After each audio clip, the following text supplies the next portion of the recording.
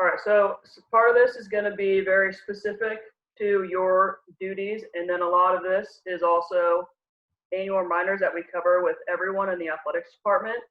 Since you are considered employees for the sake of NCAA rules, we're kind of switching gears from almost, you cover multiple facets, right, of being a student, but also really a staff member when it comes to NCAA legislation falling under all these expectations.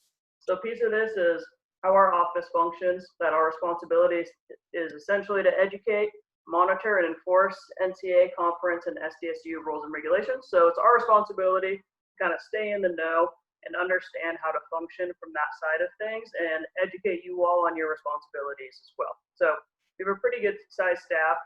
This just gives you a breakdown of kind of how we function in case you need anything down the pipeline. So from an NCAA standpoint, this is a breakdown of what the student manager bylaw looks like in the actual rulebook. So a big piece of this is staying full-time enrolled, whether you're an undergrad or graduate. And it has to be at San Diego State. So being mindful that as fall is beginning, if you are trying to change your courses for any reason, that if you drop below full-time enrollment, we have to pull you out of those manager duties until you get back into full-time enrolled. And there's exceptions of if you're in your last semester and you only need, say it's 6 units or whatever it might be, that's fine. Just communicate that with us so we have that on the front end so you're not being flagged going forward. But we get a report every morning that'll show us if you are below full-time enrolled. So kind of be mindful of that as fall's beginning. All right, so we have a breakdown of kind of what you can do in your responsibility, right? The biggest piece of this is not coaching. So when it comes to regularly scheduled practices and competitions, that you're not providing any coaching duties to student athletes during that time. What you can do is, of course, be there. And the big piece here is assist with drills. So being mindful of that means setting up, raking down, whether it be equipment or whatever else. But another piece is whether it's passing balls and rebounding, helping on a smaller scale than being turned into a practice player. That's kind of where we have to break that off. So if we can't tell the difference between what you're doing and what the members of the team are doing, then we typically kind of have a problem in that space.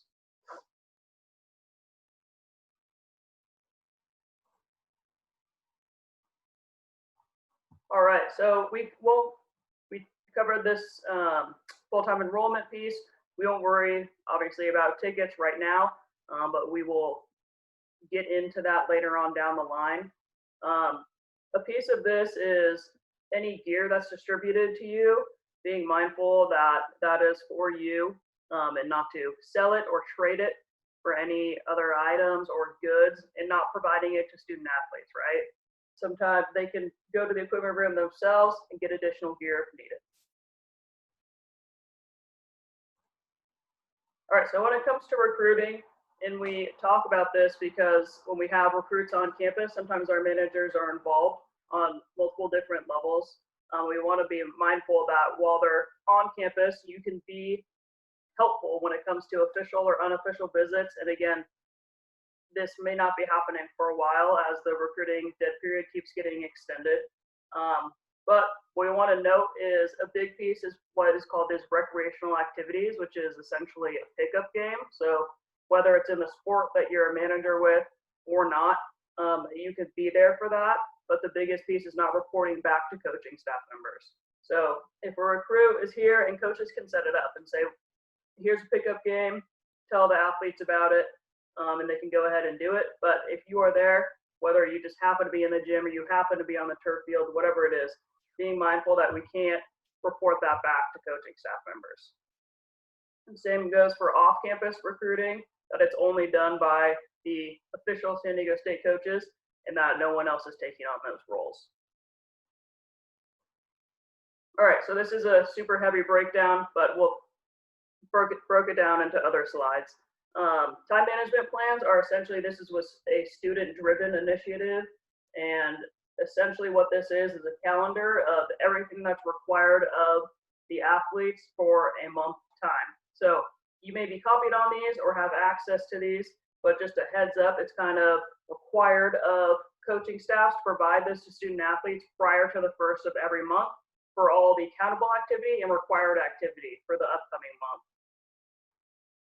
And we'll kind of get into what that means. So our countable activity, and you might see this when it comes to investigations cases and things like that of sports going over their countable activity. And these are the hours and how it breaks down more or less. So our typical practice, weights, film, skill instruction, team meetings, all these count against the countable hours.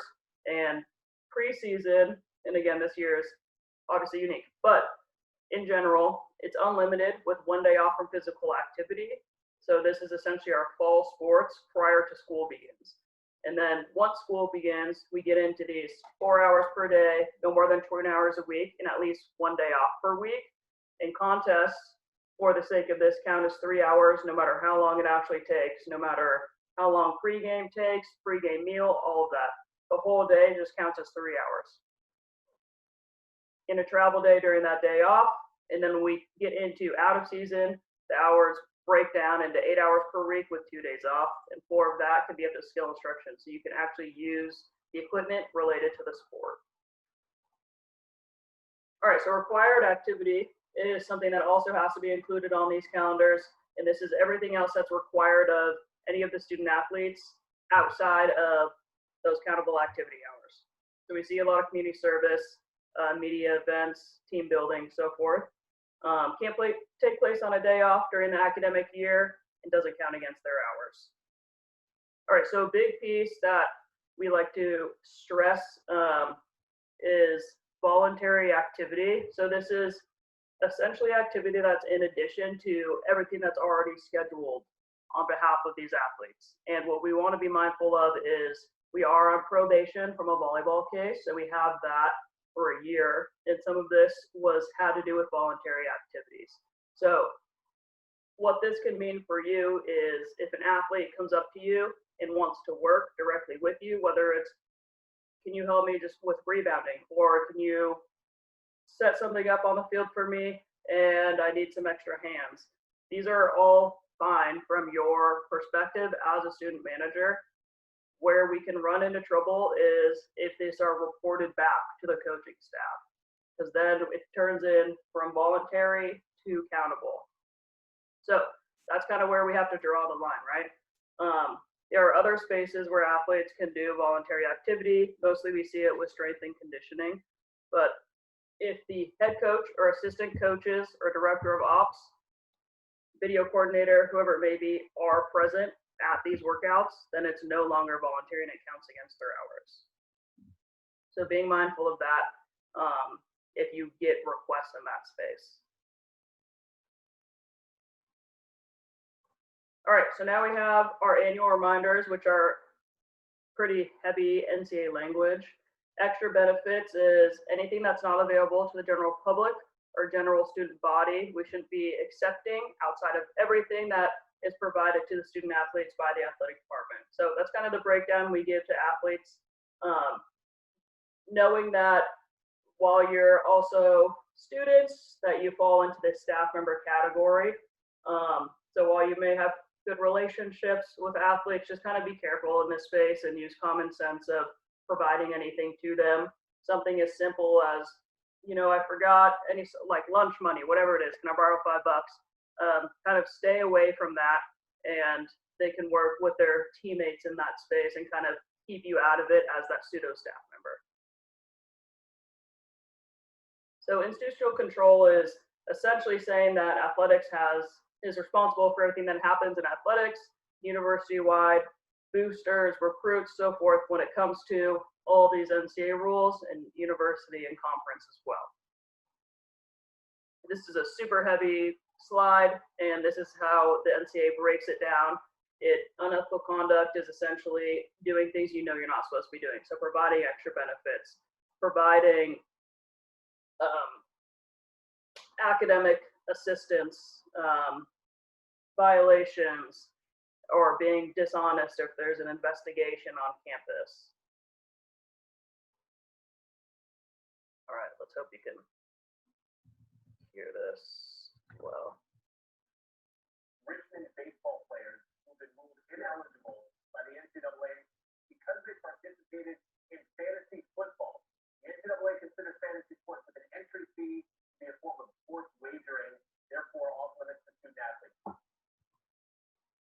All right, so we showed that to the fall sports as well so far.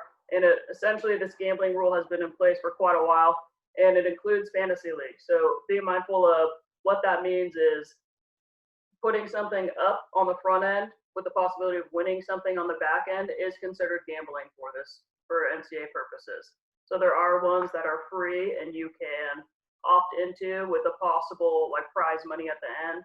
Those are okay. It's the part of putting something up on the front end is the important piece here.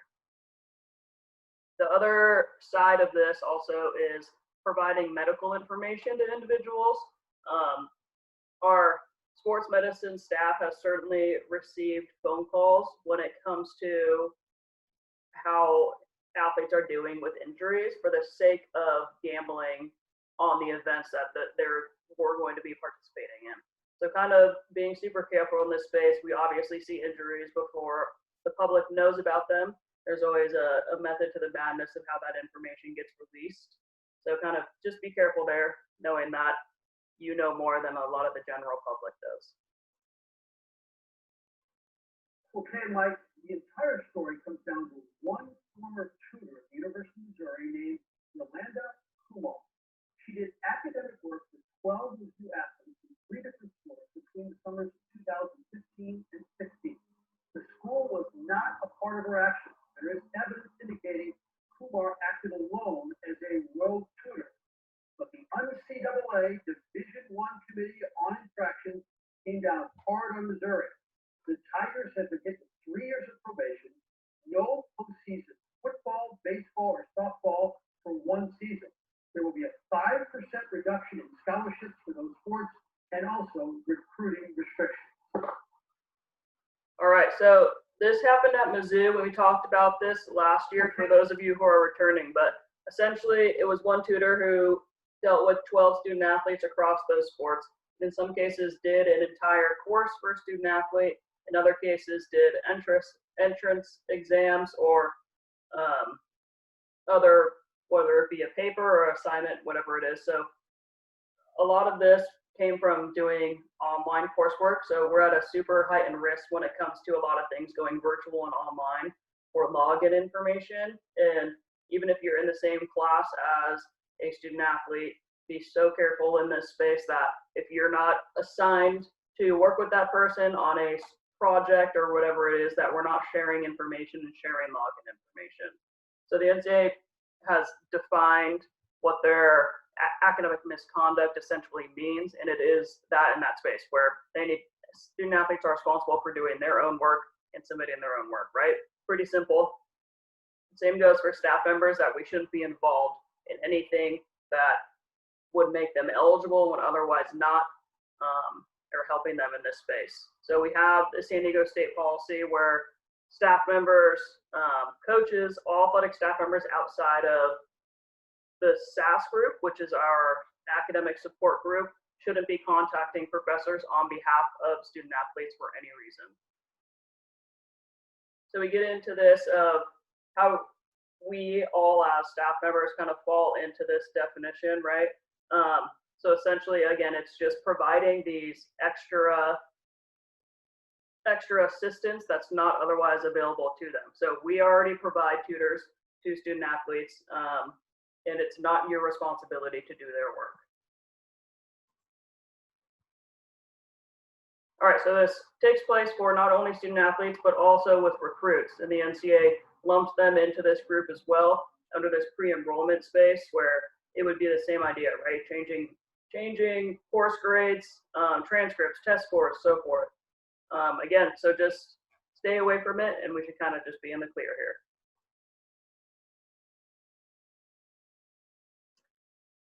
So we kind of talked about login information, and if there's any question where you may be very successful in a course or you're already in a specific major and maybe there's an athlete who's just getting into it, if they're asking you questions about specific assignments or whatever it might be, that you're directing them to our academic assistance group, that would be the best place to steer them.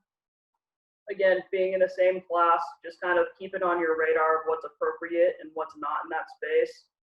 Another piece of this is the use of a computer. So in a major infractions case, the NCA they've gone to the lengths and figured out coursework was submitted from whose computer, and it ended up being a staff member, right? So they will go to those lengths and figure that out, and it's really hard to show that if it was submitted on your computer that you aren't the one doing the work. So be careful in that space as well.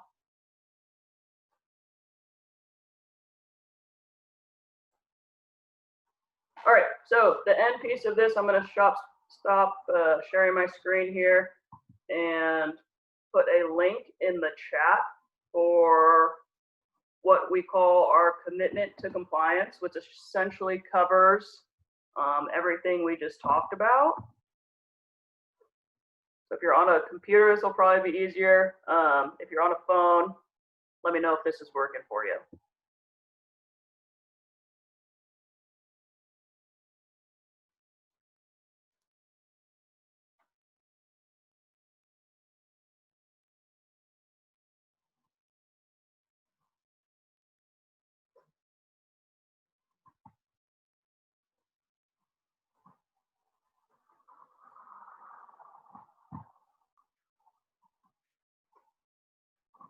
So essentially, we're just going to fill out this name, your email, your start date, which can be, you can list as today or fall 2020, red ID, and then whether you're with the equipment room, football or men's women's basketball. And then this undergrad graduate is whether you are in undergraduate school or graduate school and the number of units you are enrolled in for the fall. And then essentially initialing all these rules that we just covered and signing it. This piece, this disclosure about site employment, essentially asks if you are coaching any high school age individuals when it comes to any sport. So at the end of this, it might say that you need to log back into your email and confirm your signature for it to go through. So if you see that, please indeed do that as well.